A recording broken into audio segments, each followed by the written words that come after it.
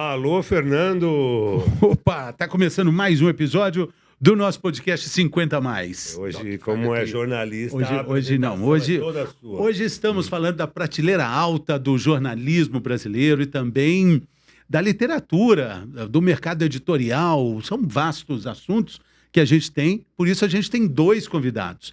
A gente tem dois grandes expoentes do jornalismo. E vamos falar sobre literatura, porque eles acabam de juntos eles abriram juntos agora uma editora, que tem um nome rápido e também muito intuitivo. Seja breve. E quem está aqui conosco? Nós temos o Bernardo Eisenberg, falei certo? Perfeito. Porque as pessoas passam a vida inteira falando seu nome errado, né? A gente já viu que a nossa diretora acabou de falar isso, né? A Júlia Bandeira, né?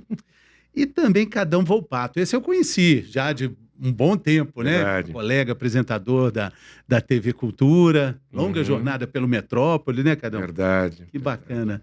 E agora os dois juntos aqui, a gente fala muito nesse período de mudança de pensamento quando os 50 anos chegam, e é uma mudança de paradigma que vocês estão vivendo literalmente na pele, né? Exato.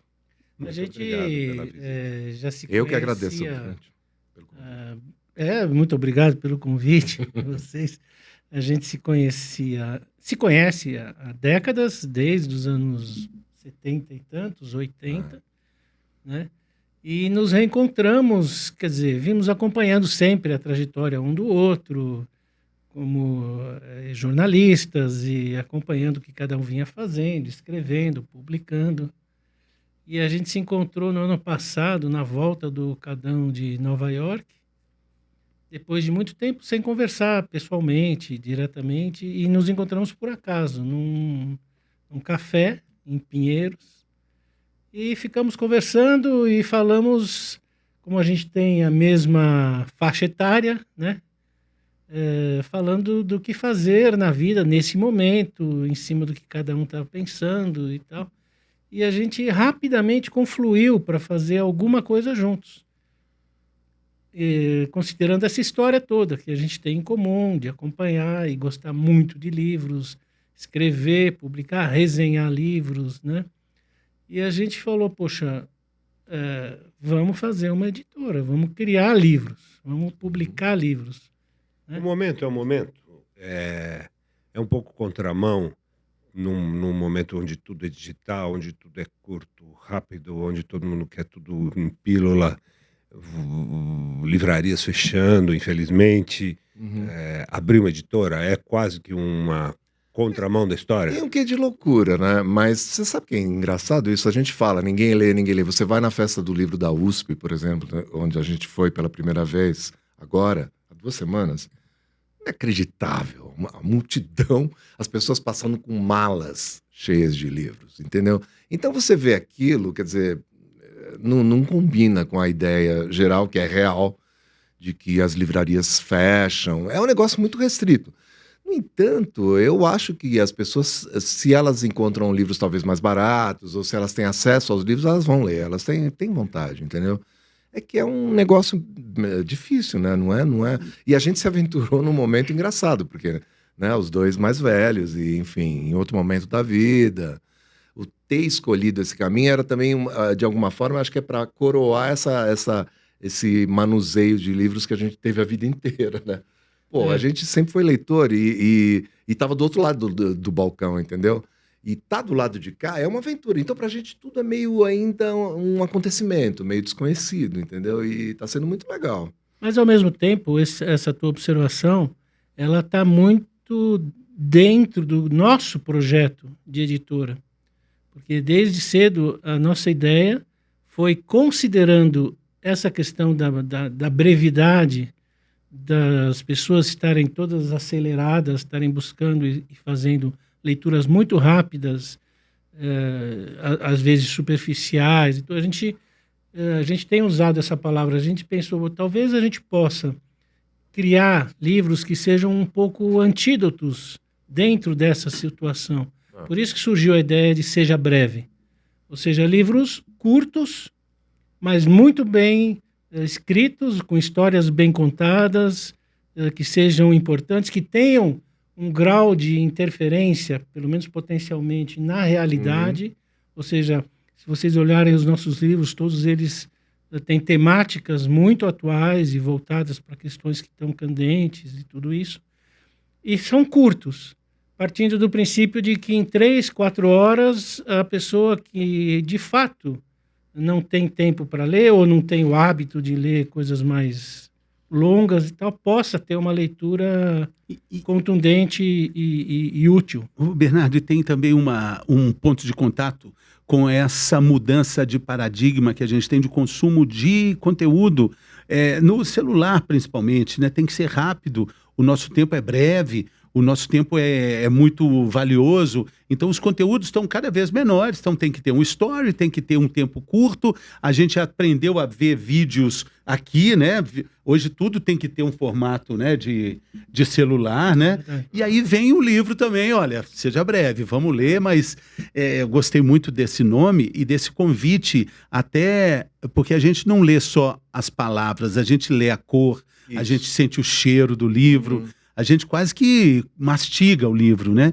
E esses livros são um prato cheio para tudo isso, né? Essas cores bonitas, os títulos interessantíssimos, né? É essa a ideia. Cada um desses títulos, a gente cavou essas histórias em muitas ocasiões. Então, por exemplo, sei lá, o livro do Príncipe do Boxe, que é aquele vermelho ali no canto. É um livro sobre a família Zumbano, que é a família do Éder Joffre, uma história contada pelo neto do Valdemar Zumbano. E é uma história ótima, brevíssima, como você pode ver, é um livro super curto, né? E muito bem contada. E a ideia também, que eu acho que também chama muita atenção, é a diversidade de assuntos. Então, os assuntos desses 7 primeiros livros, que são os nossos primeiros lançamentos, eles são todos diferentes entre si, todos. Então, você estava falando das cores, olha só que bonito. É uma cor forte, isso, viva, né? É o Eugênio Butz, né? Cara, um pensador maravilhoso dos tempos atuais. Esse aqui também, esse aqui é o... É o Thomas Papon, ele foi meu companheiro de banda. Eu tive uma banda nos anos 80 chamada Fellini. Ele era meu companheiro de banda. E eu achei que ele poderia escrever. O berço do punk brasileiro, né? Ali... Do pós-punk, vamos dizer assim. Esse aqui de Recife, né? Meu amigo querido também, DJ Dolores. As cores são muito legais, os títulos são muito vivos. Tem o seu aqui também, né? Do Trânsito.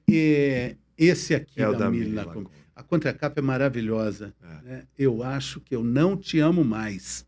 E aí começa a história, né? Sabe que foi um efeito muito interessante na Feira do Livro, na Festa do Livro da USP, as pessoas passavam pela capa da Mili e olhavam para o seu parceiro e falavam assim, olha só, para você. Aí, só que tinha a contracapa do lado que diz assim, eu acho que não te amo mais. Então, eu te amo, cretino, eu acho que não te amo mais. É entendeu? muito legal. As pessoas brincavam com essa ideia. Então, eu estava no avião indo para Belo Horizonte e tinha um rapaz lendo esse livro. Ele falou assim, eu estou lendo o livro que você está lendo. Eu estava lendo Laços, do italiano, maravilhoso. Domenico Starnone. De Starnone. É um livro curtinho também, maravilhoso. Sim. Ele falou assim, chega na página tal, que eu estou doido para comentar sobre isso, eu acabei de ler. E ele estava lendo isso, Eu Te Amo, Cretino, eu estava lendo esse livro. E aí ele estava discutindo, falou assim, eu acho que eles não vão terminar. Agora nem vou contar. Chama atenção. Estraga isso, por favor. Nem vou contar. Você vê, o livro do Cadão, Notícias do Trânsito, que é um livro que tem muito a ver com o surgimento da nossa editora, é uma história que depois eu conto aqui, se der tempo, é de um tema atualíssimo, que é uma jovem trans, né, que era um filho e é uma filha nesse momento. E o Cadão, como autor e como pai, escreveu um livro que é uma espécie de longa carta, num certo sentido, dirigida a essa filha, né, onde ele se abre, né, tem um tom autobiográfico escancarado, colocando todas as suas os sentimentos, toda a maneira como essa transição, digamos, impactou na vida íntima, na cabeça de um pai, né? E, portanto, é um assunto, a gente sabe disso, extremamente atual, porque essa é uma questão que está muito na agenda e cada vez mais, né? A mesma coisa, o Despaixão, esse livro, que é um livro de uma psicóloga, esse Lilás, que é uma psicóloga que está escrevendo o seu primeiro livro e que é sobre violência doméstica.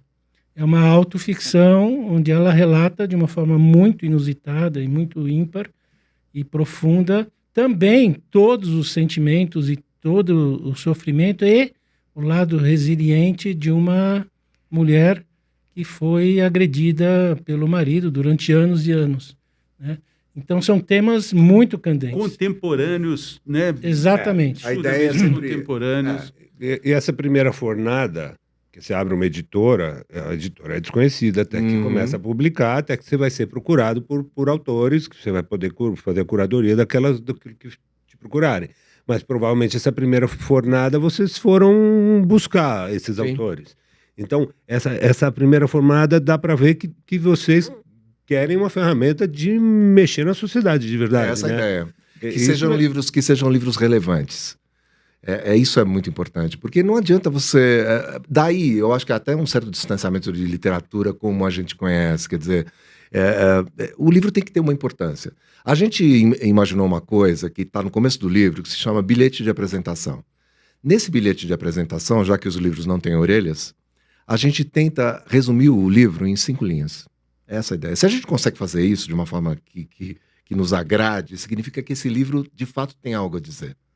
E não é que ele tem uma mensagem, mas ele tem algo a dizer mesmo. Então, cada um desses assuntos mexe com alguma parcela de pessoas.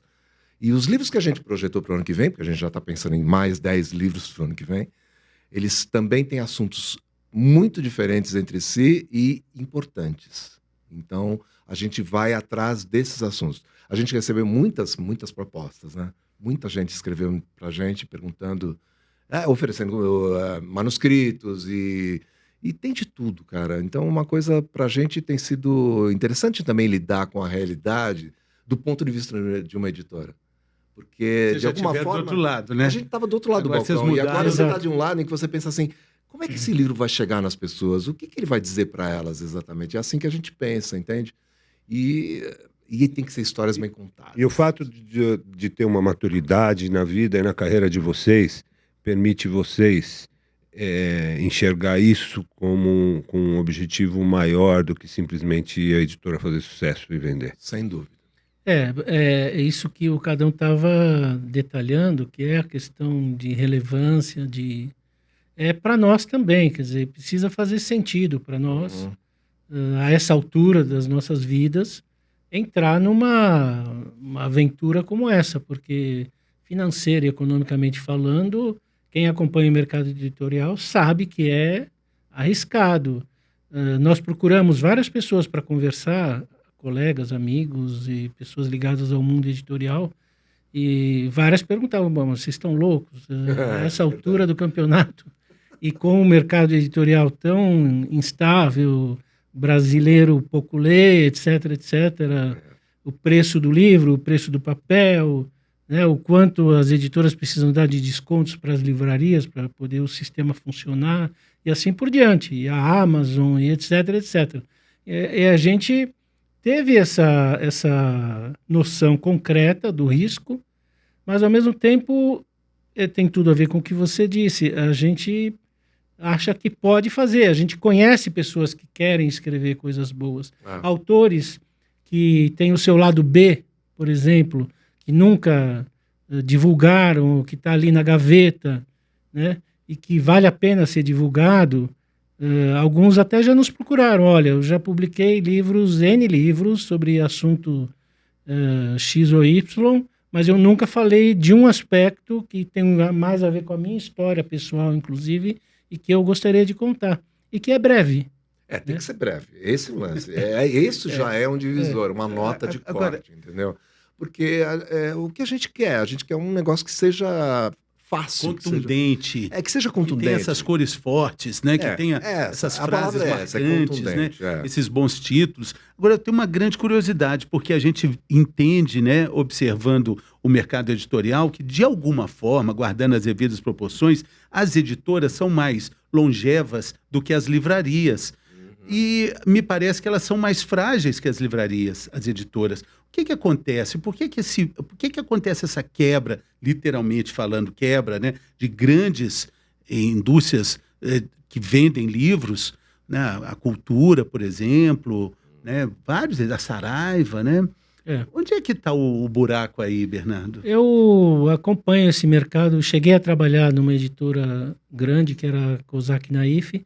Não era grande, tão grande quanto a Companhia das Letras. Sim, ou foi muito as chique, o livrarias. Charles, né? Mas sempre tive, e tive durante esse período, mais especificamente, um contato muito grande com as livrarias, né?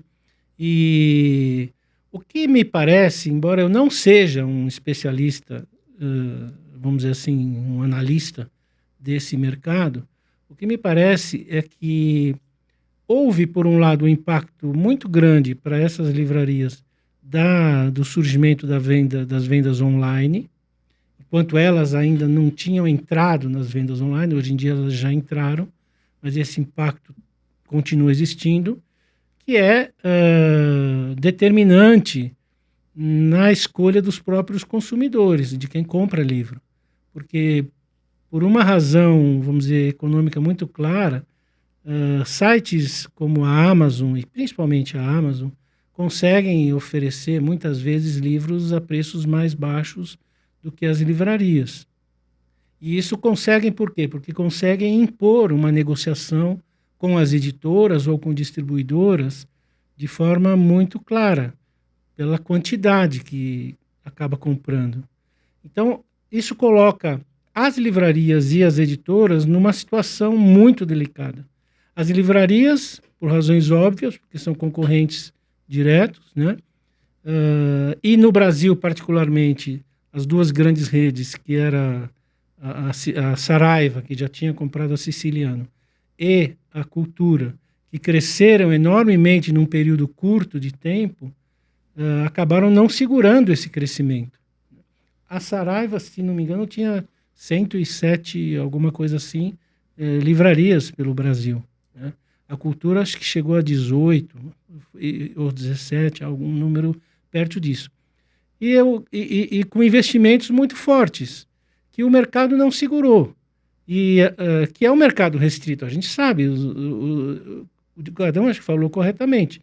Não é que os brasileiros não leem, mas a quantidade de brasileiros que leem é muito pequena, né, relativamente. Então, mas existe o mercado, quer dizer, existe. E esse mercado é capaz, sim, de sustentar editoras. Só que as livrarias, essas grandes redes, elas se ergueram, se estruturaram nos últimos 30 anos de uma maneira que não compensava que não estava condizente com realmente o tamanho desse mercado.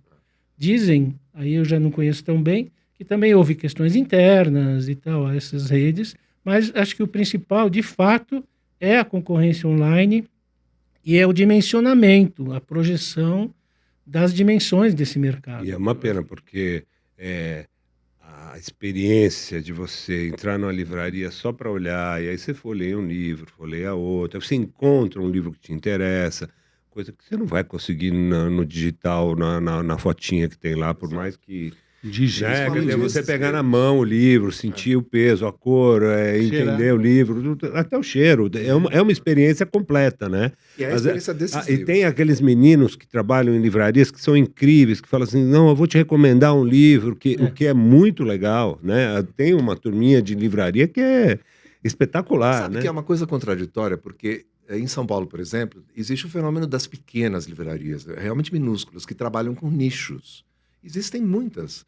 Isso, de alguma forma, tem a ver com esses livros e com a gente, porque são livrarias pequenas, mas que têm um público fixo ali, de pouca gente, mas elas não trabalham com aquele passo gigantesco que as grandes livrarias a própria deram, né? Livraria da Vila e a Travessa também, as duas, elas também têm passos mais comedidos, né? E uma situação já estabelecida nesse nicho. Você vai lá para tomar um café, para fazer isso que o Doc acabou de falar, Exato. né? E assim, não tem uma expansão desmedida, né? Eu acho que eram expansões totalmente fora de proporção. A leitura hoje vive isso, mas a leitura começou de um jeito muito pequeno, em Belo Horizonte. Tinha um momento que você deve ter que expandir. Né? Tinha ali a Galeria do Ouvidor, você ia lá trocar livro escolar, um grupo de irmãos. Então, o crescimento deles vem num crescendo. Hoje eles estão lá, é uma família muito grande, né? Espalhada pelo Brasil, né? E a variedade também, o estoque é difícil, porque é uma coisa pesada que é perecível, que se você não deixar no lugar bom, ele vai amarelar, vai estragar. Exato. E se você quiser ter um estoque muito grande, é muito difícil. Então, mas aí Não é uma coisa fácil de você guardar e ter e estar disponível. Não é. As redes começaram a dever para as editoras. Como é que funciona isso? Sim. Vocês levam lá, eu sou dono de uma livraria, eu quero o livro da Mili, quero o do Cadão também, quero o do DJ Dolores. Me dá, sei lá, 300 de cada, eu fico te devendo, né? E aí eu vendo e não consigo pagar? É assim que consignação funciona? que comprar? Hoje em dia, de uns 30 anos para cá, o mercado inteiro editorial é consignação. Raramente tem uma livraria que vai comprar da editora. E raramente também pode acontecer, e acontece, mas o mais comum é que as editoras trabalhem com distribuidoras. Então, você, como editor, faz um acordo com uma distribuidora e trabalha com essa distribuidora sob a forma de consignação. Essa distribuidora pega os teus livros e distribui para as livrarias nacionalmente, né? Mais ou menos. Possivelmente a distribuidora que tem um estoque um pouco maior e as livrarias, ele vai As dando livrarias conforme. pedem os livros para a distribuidora. E aí a A distribuidora... distribuidora coloca nessas livrarias. Mas também as livrarias, até já aconteceu conosco, podem pedir diretamente para nós também. E a gente faz. Mas esse fornecimento é em consignação. Então, passam-se meses, nós não temos uma noção exata do que está sendo realmente vendido nas livrarias, né? Tem um acerto mensal, às vezes, né, bimestral e tal, mas a gente não sabe o que está acontecendo realmente. E pode vir, de repente, dali a um ano, a livraria fala, ó, não vendeu ou vendeu X%, estamos devolvendo, porque as livrarias também não têm espaço ilimitado. Então, estamos devolvendo para vocês. Então, as editoras, elas penam bastante em relação a isso. E elas são você obrigadas... vai fazer com um livro que foi lançado há um ano? É um problema. Problema. O problema são sócios do ofício. Nesse caso, é bem claro isso, porque o tempo de permanência de um livro numa livraria, existe um cálculo que é cerca de 3 meses. O que acontece? O livro fica exposto, ele está ali, de repente ele sai da prateleira, vai para outro lugar. Primeiro ele está exposto assim, depois ele vai ter um tempo de circulação. Aí o que acontece? Ele vai ficar lá disponível por alguma razão se as pessoas continuarem pedindo, se entra uma pessoa e pergunta, blá, blá, blá. Se terminou esse tempo, passado um tempo, eu acho que vai haver uma devolução. Então, uma coisa que é necessário fazer, e isso é importante para a gente também, é você ter lançamentos, ter um catálogo que movimente a cauda da coisa que ficou lá atrás. Então, toda vez que você lança, e a gente sentiu isso na pele, porque a gente saiu com 5 livros logo de cara para dizer que aqui vínhamos, e depois publicamos mais 2 livros na sequência, e cada um desses lançamentos atrai a atenção para os lançamentos anteriores também. Junto com você está o autor, né? O autor joga junto, Sim. né? Exato, total. E como a ideia da editora, como você disse, é uma ideia atraente para as pessoas. Livros rápidos, curtos, e que sejam interessantes, que tenham histórias boas, e não são necessariamente literatura no sentido acadêmico do termo, mas são histórias muito boas e atraentes e bem escritas, porque isso, a gente tem um padrão de qualidade bem alto. Então, eu acho que isso atrai também a atenção para os livros que estão para lá atrás, entendeu? E é essa sequência que você tem que manter. Eu acho que é isso que sustenta os livros de alguma forma, é o interesse. Não é justo também, né? Que o livro desinteressante também não fique muito tempo. Fazer o quê? Por isso que os livros têm que ter mas aí tem os clássicos também, né? Por exemplo, se você quiser comprar o Apanhador nos Campos de Centeio, você tem que achar na livraria, né? Exato.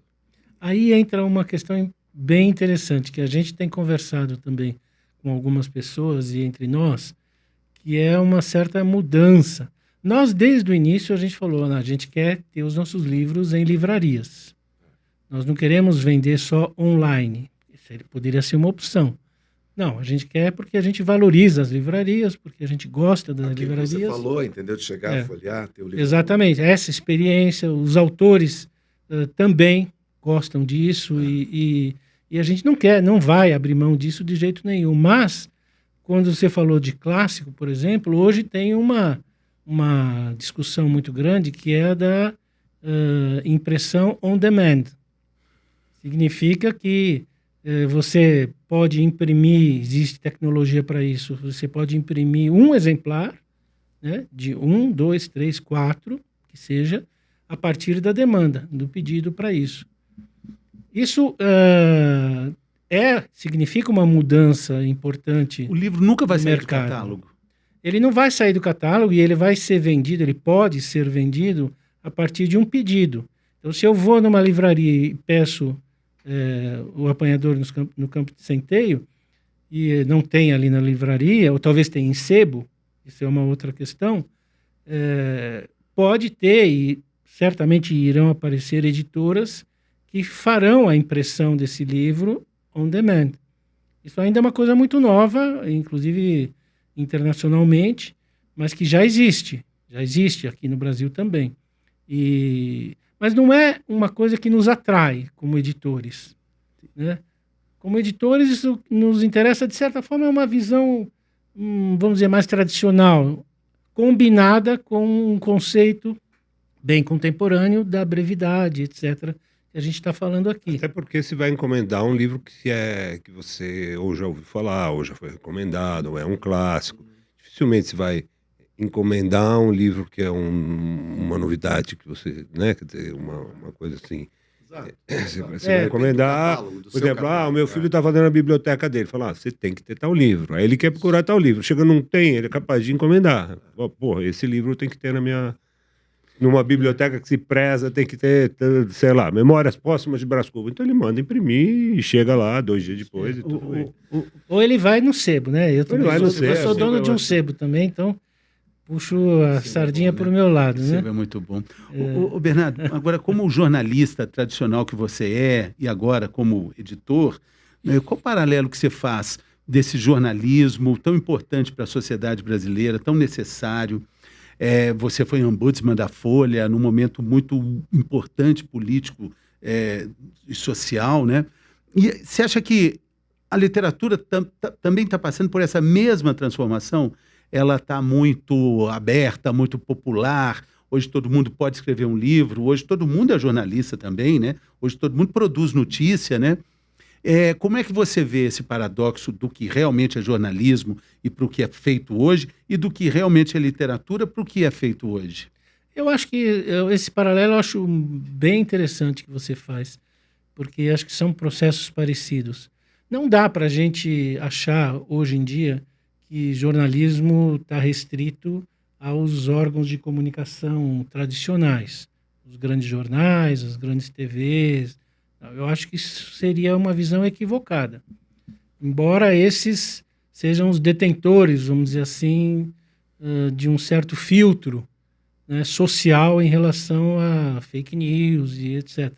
Mas, ao mesmo tempo, é real e é fato que existem muitos, vamos chamar assim, veículos de comunicação, mesmo que sejam sites ou perfis, etc., que são feitos por jornalistas que vieram dessa escola e que têm uma aplicação forte do ponto de vista também de filtrar aquilo que é real ou o que não é real. Então, eu acho que esses dois universos estão convivendo.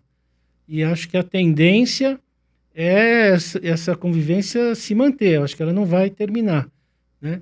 E acho que isso é positivo. Essa água misturou. Eu acho que isso é positivo.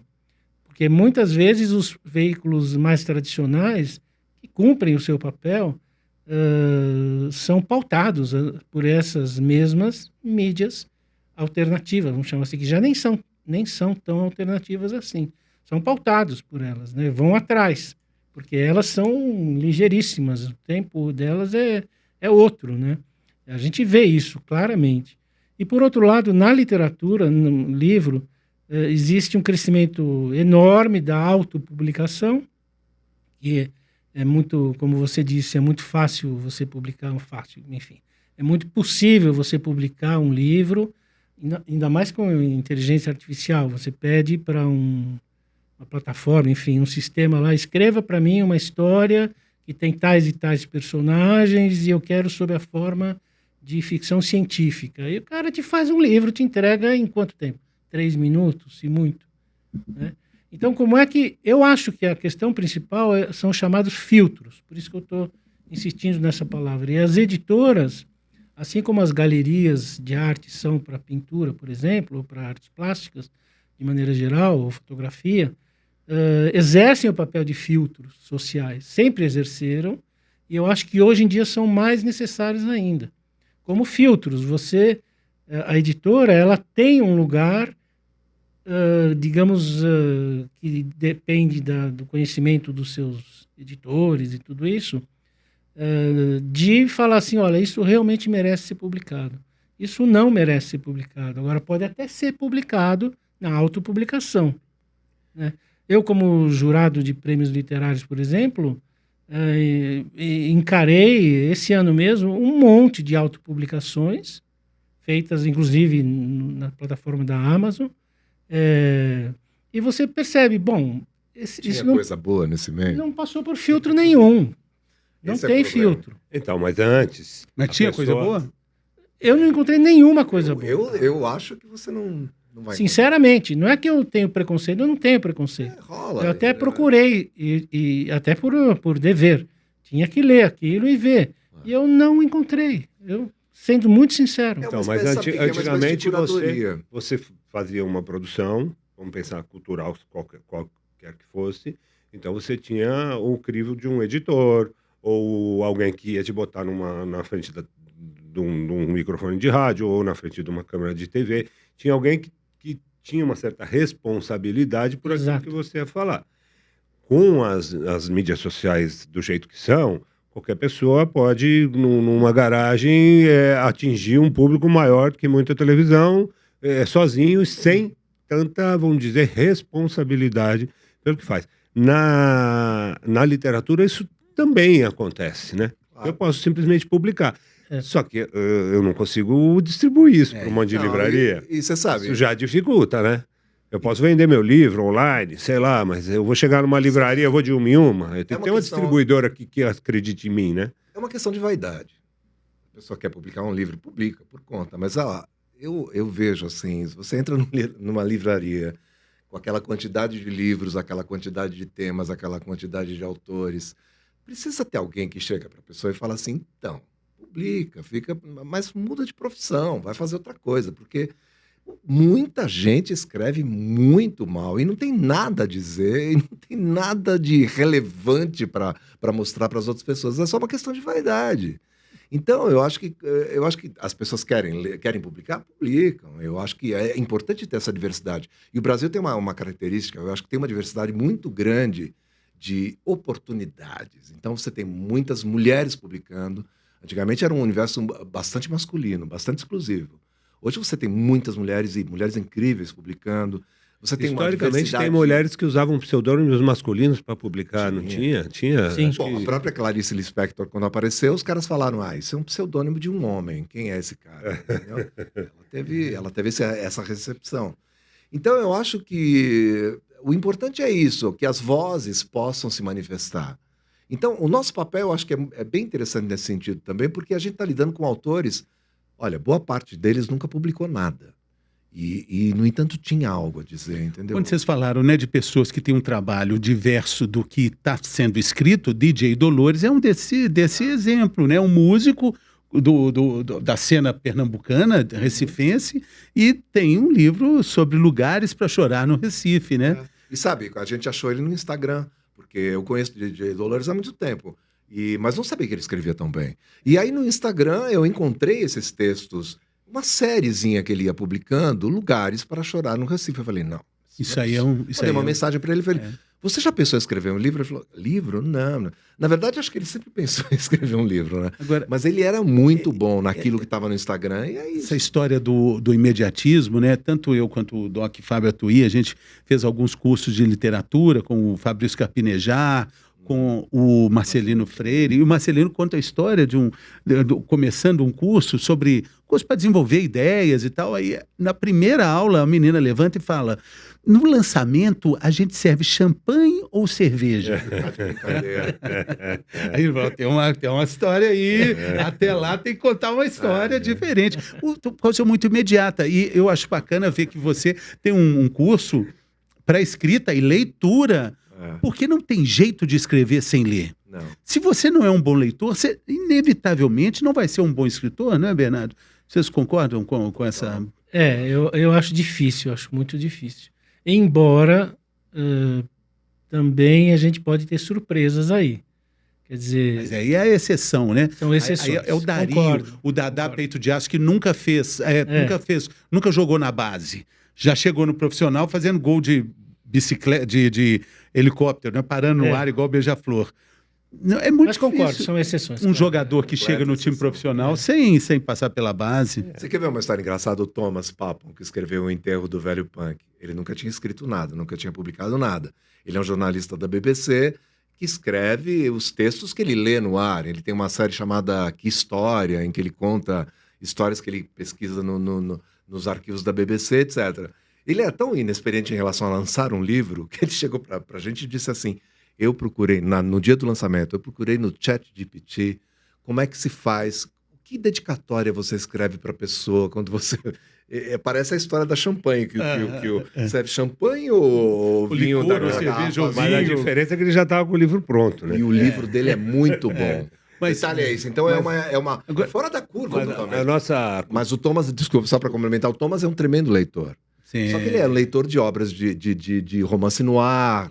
Ele gosta de coisas muito específicas, entendeu? De autores alemães, não de literatura no sentido acadêmico, mas de coisas que para ele são leituras de entretenimento muito legais. Então, é isso que está no livro dele. Então, ele só pôde escrever esse livro porque ele era um tremendo leitor. E a prova disso foi que a professora dele, do Porto Seguro, de português, estava lá no dia do lançamento, aos 77 anos, e fez questão de dar esse testemunho, dizendo ele escrevia muito bem quando ele era pequeno. Que bacana. Você ia dizer, Doc? Eu ia dizer que na nossa cultura se fala: tem um filho, plante uma árvore e escreva um livro, né? Tem um mote, né, da nossa cultura. Então, o nosso ouvinte, que tem mais de 50 anos, muitos deles já estão num certo momento da vida, que já estão mais ou menos remediados e Já tal. plantaram umas árvores. Já por aí. plantaram umas árvores, já tiveram filhos com 3, 4 mulheres diferentes, ou com 3, 4 homens, por que não? E aí falou assim: eu queria escrever um livro. Queria escrever um livro sobre as minhas experiências, porque você não vai Isso escrever acontece sobre uma muito. coisa que você não viveu, né? Quer dizer, você não vai contratar alguém para fazer uma pesquisa para você. E é comum, vocês foram procurados por pessoas que, assim, decidiram que querem escrever, mas que... Tem de tudo, né, Beira? A gente tem recebido no nosso e-mail várias propostas e envios de originais. E estamos dando conta deles aos poucos. E muitos deles são assim. Não só de homens, de mulheres, quero contar a minha história e tal. Perguntando, inclusive, quanto custa, quanto vocês cobram para eu publicar a minha história. Daí eu explico: não, nós não funcionamos assim. Existem editoras que funcionam assim, tá tudo bem. E pode acontecer Mas- de chegar um livro muito legal assim também. Sem dúvida. Isso que é Não, que é já legal. não O chegou. mais legal Vou dar é um isso, exemplo né? Não para você, chegaram. um exemplo bem claro. Na feira do livro do Pacaembu, eu estava autografando esse meu livro e uma pessoa se aproximou na fila, eu conhecia de longa data, mas fazia muito tempo que a gente não se via, uma pessoa de 82 anos, e que me contou sobre uma tragédia na família, uma história com a filha, e basicamente era uma história de luto. Quando eu ouvi, eu pensei, pô, será? Mas me mostra. Bom, o livro que veio é um livro espetacular sobre o luto do ponto de vista de um pai. Não é um livro depressivo ou deprimido de forma alguma, é um livro de literatura extraordinário e é uma espécie de ensaio sobre o luto da perspectiva de um pai idoso, de 82 anos. Um livro maravilhoso, a gente vai publicar no ano que vem. Que bacana. E isso E veio essa de um... história que o Doc falou. apareceu na fila. E isso acontece porque as pessoas acham que que tem uma vida que vale a pena, que é interessante. Todo mundo tem uma história para contar. Nem sempre isso é interessante para os outros, entendeu?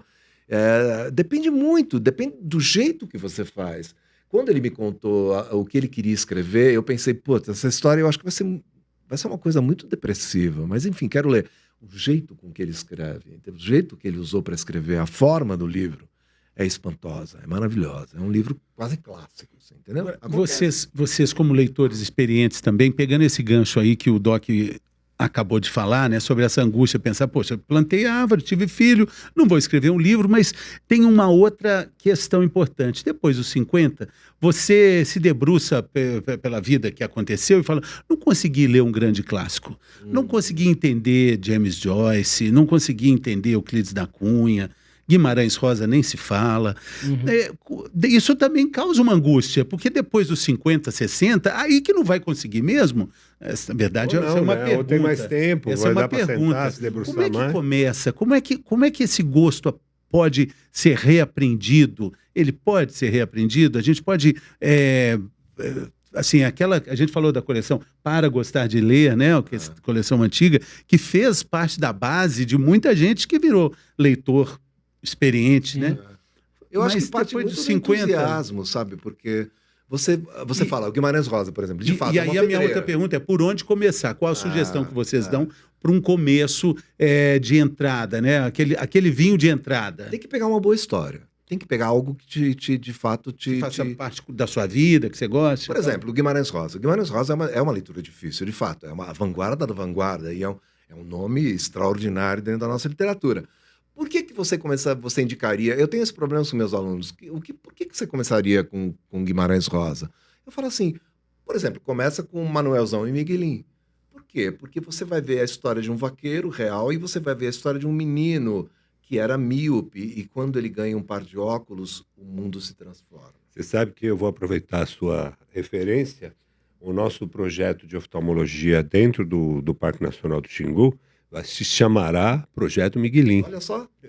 Mas isso não é uma atração? Bacana. Sensacional, né? Começa por aí. Começa por aí. Aí você vai falar começa assim... a atrair para o projeto para tentar explicar de onde veio esse nome. Não, perfeito. Aí você tem toda uma história para contar. Não é lindo? É. E o Grande Sertão Veredas. Aí você fala assim, pô, mas por que eu devo ler o Grande Sertão Veredas? Porque você vai ver um western de altíssimo nível. Porque é uma história de cavalaria medieval e também é um western. É uma história de amor. Uma história de amor estranha, né?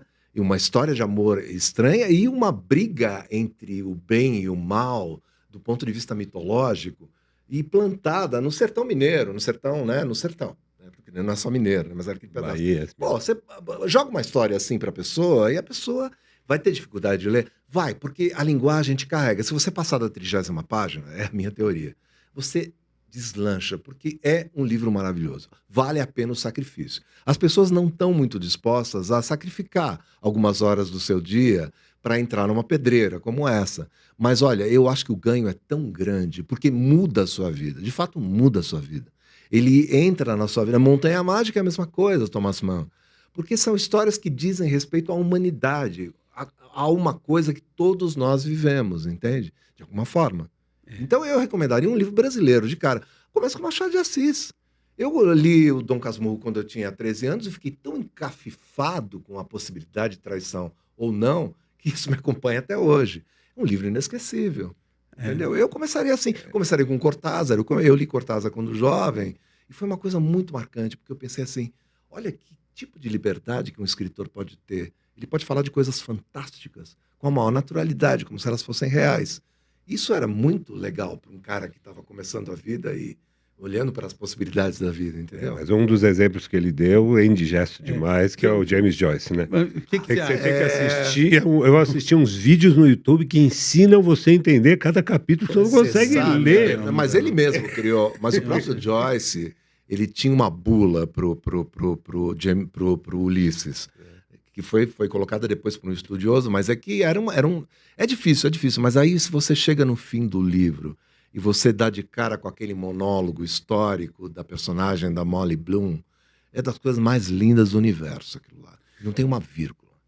E é lindo de se ler. Então vale a pena o sacrifício, entendeu? Sempre. Agora, não é melhor não começar por ele. Mas se você Claro. começar pelos dublinenses, por exemplo, pelos contos de dublinenses, que é anterior ao Ulisses, você tem ali o conto Os Mortos, que no Brasil foi traduzido como Os Vivos e os Mortos, né? Que deu também um filme do John Huston maravilhoso.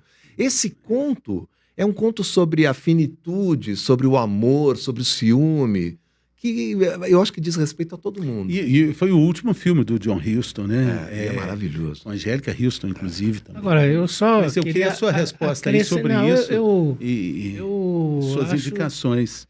Eu acho o seguinte: relaxa. Relaxa. Você não tem obrigação nenhuma de ler nenhum desses livros. Você não tem obrigação de ler nenhum desses livros mencionados aqui. Mas você pode sim se dar o luxo de dar uma chance para eles chegarem até você, né? E se você for até a 30ª página, que seja, e você der essa chance para o autor, para o livro, muito provavelmente você vai ser recompensado, né? Porque são livros inegavelmente maravilhosos. Eu acrescentaria à lista o Em Busca do Tempo Perdido, do Marcel Proust, que são 7 volumes. Exato. E é um livro que, na minha formação como autor, como pessoa, é essencial. É essencial.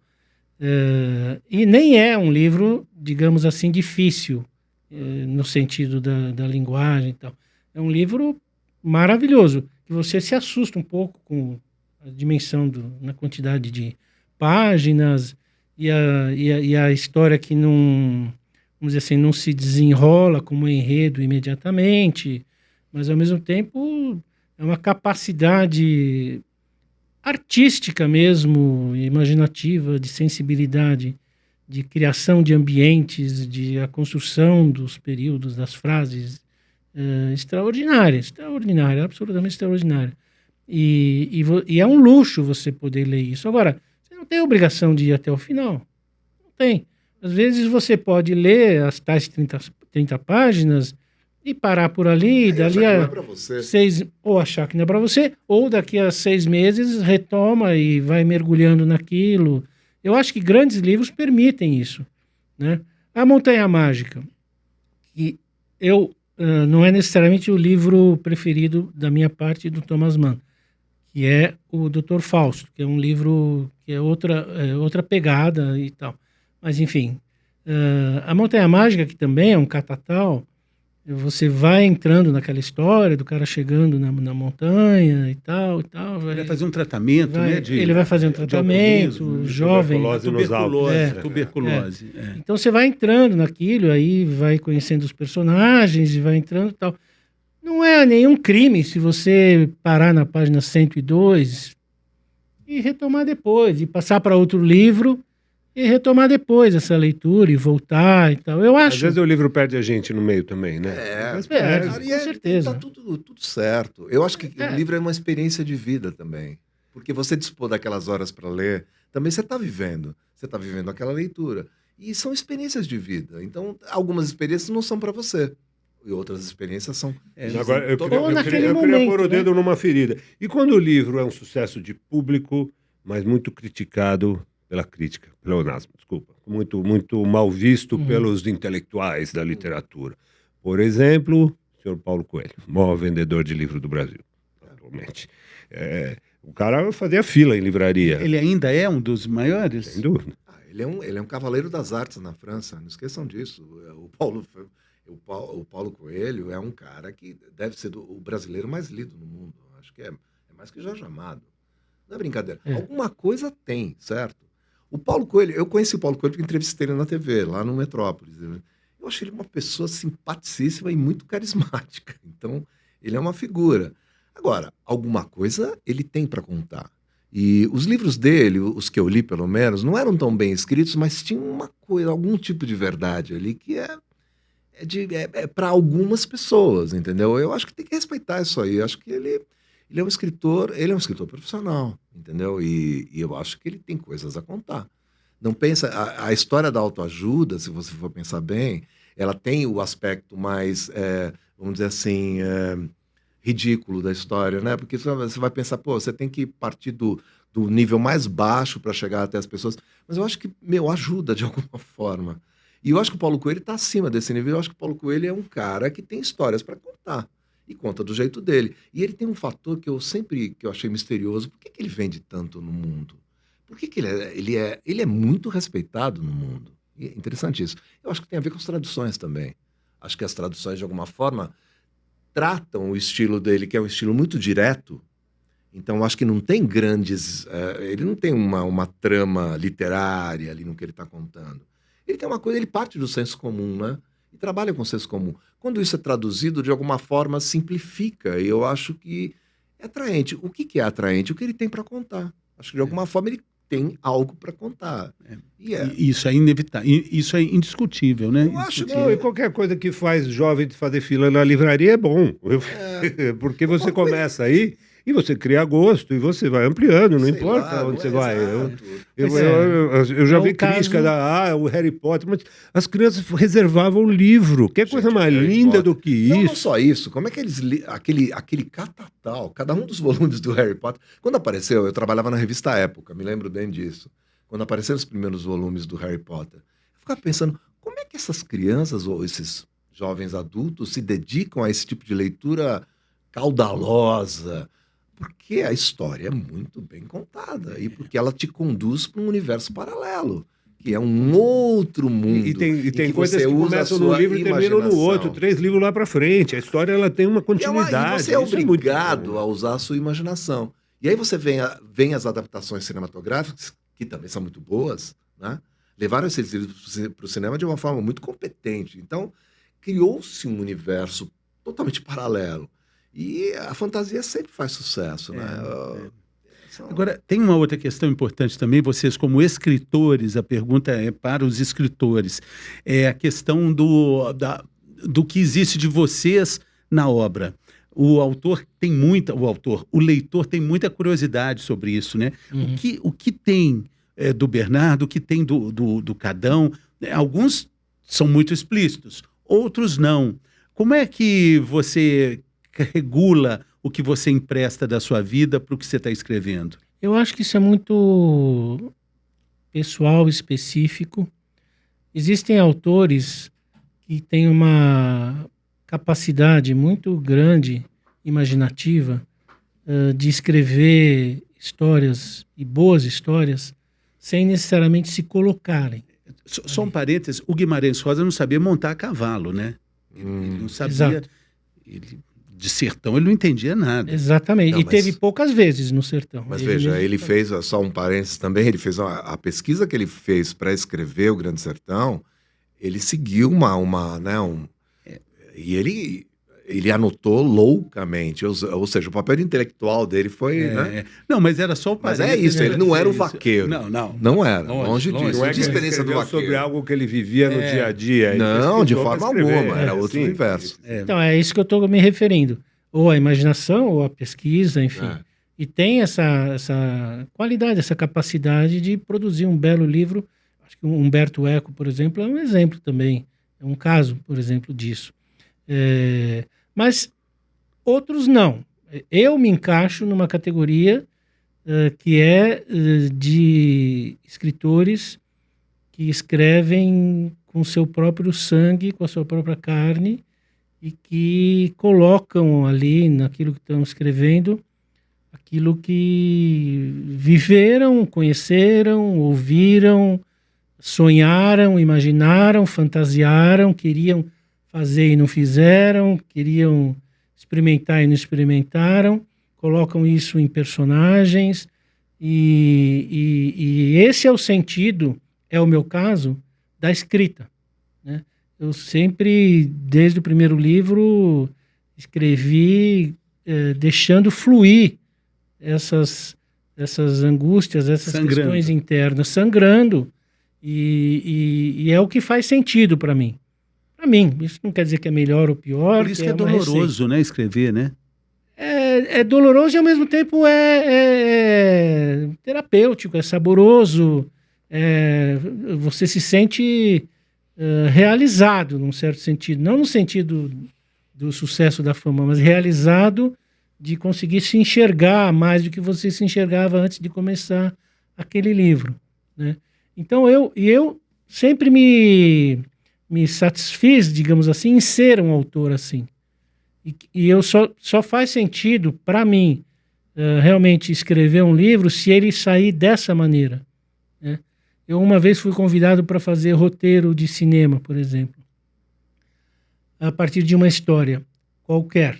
Eu não consegui fazer. Por quê? Porque eu precisaria contar uma história de uma maneira que a escrita propriamente dita não iria sair como um fluxo, vamos dizer, natural e sanguíneo mesmo para o papel ou para a tela do computador, né? Não ia sair assim. Eu ia escrever, tinha que escrever luz noturna, isso e aquilo, coisas que caracterizam um roteiro de cinema, ou às vezes uma peça teatral, e isso não me atraía. Não me atraía. Então, ou realmente eu preciso escrever aquela história, e aquela história vai se construindo, aquele personagem tem tudo de mim e tem nada de mim ao mesmo tempo, né? Porque a gente mergulha na escrita de uma maneira que é uma entrega mesmo, e daí sai um livro que não necessariamente as pessoas que irão lê-lo têm que saber se é ou não autobiográfico. Se você passou por aquilo ou não. Passou ou não por aquilo. Vou passar aqui uma Mas você sabe. Faltando mão para segurar tanto livro. Olha aqui, rapidamente os títulos do Bernardo aqui. São vários livros. Já ganhou o prêmio Jabuti como tradutor. Sim. E também foi indicado, né? Como... Sim, também tive indicação. Fui finalista do Jabuti com alguns desses livros. Enfim, tem... Esse livro aí, por exemplo, Minha Vida Sem Banho, que ganhou o prêmio Casa das Américas em 2015. Ele é totalmente pessoal e, ao mesmo tempo, não. Ele é uma história de um... Ele surgiu, veja que coisa engraçada, ele surgiu para mim no momento que eu estava em Frankfurt, numa delegação de autores brasileiros, e estava um frio danado, e eu estava em dúvida se eu ia tomar banho ou não ia tomar banho. Porque eu não estava querendo sair de cabelo molhado lá fora e tal, e tal. E daí eu fiquei nesse dilema e me veio simplesmente, imediatamente, esse título, Minha Vida Sem Banho. Tá aqui a capa do livro, deixa eu mostrar aqui. Ó, A Minha Vida Sem Banho. E foi exatamente assim. E aí eu falei, eu preciso escrever esse título, porque esse livro, porque esse título é muito bom. É muito bom. O livro veio do título que você achou bom. Os títulos são ótimos, né? Esse aqui também. Olha. Esses são contos, homens com mulheres. São histórias todas que passam por relações. Bernardo, a gente está quase terminando. Eu não posso deixar de perguntar sobre eu conheci o Vitor, contando rapidamente a história. O Vitor, cara fantástico, menino brilhante, acabou sendo a vida ceifada de um jeito muito estúpido por uma violência no trânsito, né? E eu acompanhei de perto como isso tudo impactou. Como é que isso, para um escritor, você contou essa história, você purificou isso na sua vida, o que você fez com isso? O Vitor Gurman é meu sobrinho. Sobrinho. Filho da minha irmã, Gladys. Bom... Você participou ativamente de movimentos também, né? Sim. Levado sempre por ela, puxado pela minha irmã. E foi organizada uma coletânea de contos em homenagem, digamos assim, a partir daquilo que aconteceu com esse atropelamento. E eu escrevi um dos contos, que se chama 5 Minutos, que está nesse último livro que eu publiquei, que se chama Inveja. Eu fiz questão de reproduzir esse livro. Mas o Vitor, nesse caso, atravessa a minha vida da mesma forma. Ou seja, como algo que pulsa dentro de mim e que eu não sei lidar, a não ser realmente escrevendo. Esse conto, os 5 minutos, são os 5 minutos finais da vida dele, que eu imaginei. É ele saindo da festa onde ele estava, na Vila Madalena, tinha bebido um pouquinho, então ele resolveu ir sem carro e a pé até em casa, para não dirigir, e estava atravessando a rua e foi atropelado. E eu tentei me colocar dentro da cabeça dele nesses minutos da saída da festa até o atropelamento. Aí eu escrevi esse conto. E é falando em primeira pessoa. E descrevendo, estou andando, e não sei o quê. Enfim, eu tentei entrar nisso. É óbvio que é um exercício quase impossível, mas foi necessário. E a minha relação com a literatura é essa. É de buscar o que é necessário, mesmo que seja impossível. Essa frase é muito boa. Buscar o que é necessário, mesmo que seja impossível. Essa os livros do Cadão aqui, ó. Os livros do Cadão lá. também. O Cadão. Os 3, comenta aqui. São todos. Não, tem. Aí ele só trouxe 3 aí. Tem mais, tem né? bem mais. Tem bem Aqui- mais. Esse é um livro, esse que você está segurando, A Sombra dos Viadutos em Flor, é uma memória sobre o meu começo como cantor e letrista de rock and roll, nos anos 80. O título também é ótimo. A Sombra dos Viadutos. Hein? É muito paulistano. E eu morava na região dos viadutos, por isso que... Trocadilho, abaixo. Esse Abaixo da Vida Duda é uma história que tem muito a ver com Beira também, porque a história é um pouco da Libelu, e o centro é uma ficção, na verdade, porque o centro dessa história é a invasão da PUC em 1977. E você estava lá nesse dia? Tava. Então, eu cheguei atrasado, então não dava para eu escrever em primeira pessoa, porque eu cheguei atrasado. Mas eu contei essa história de alguma forma. E esse é o meu primeiro romance.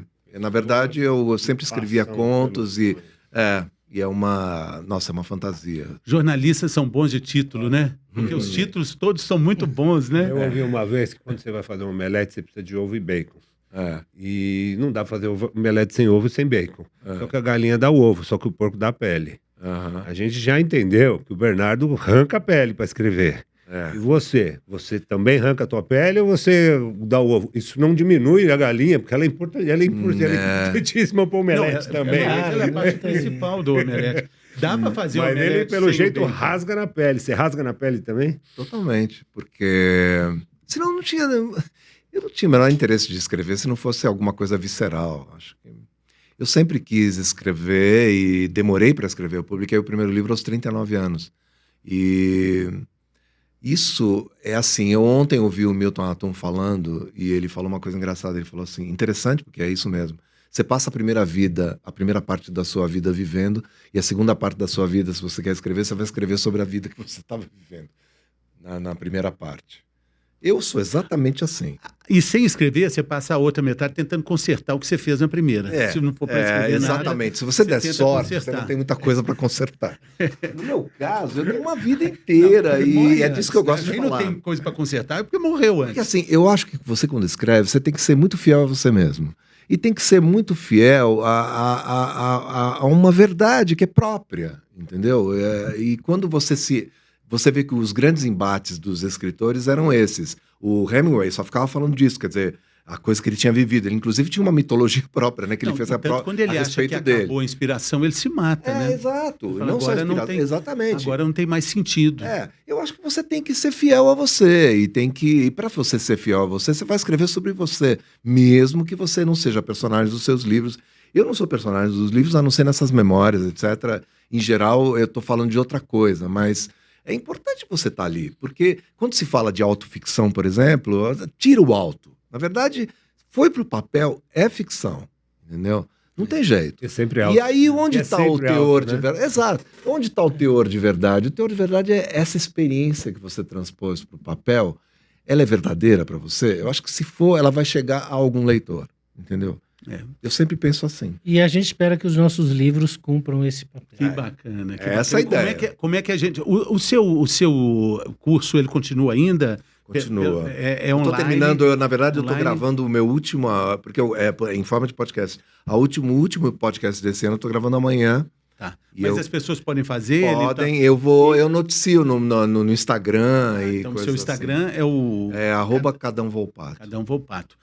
Bernardo, tem também o seu O Instagram? meu Instagram é @Bernardo Isso é Eisenberg. fácil. Tudo tá? junto. É aquele lá. É Bernardo.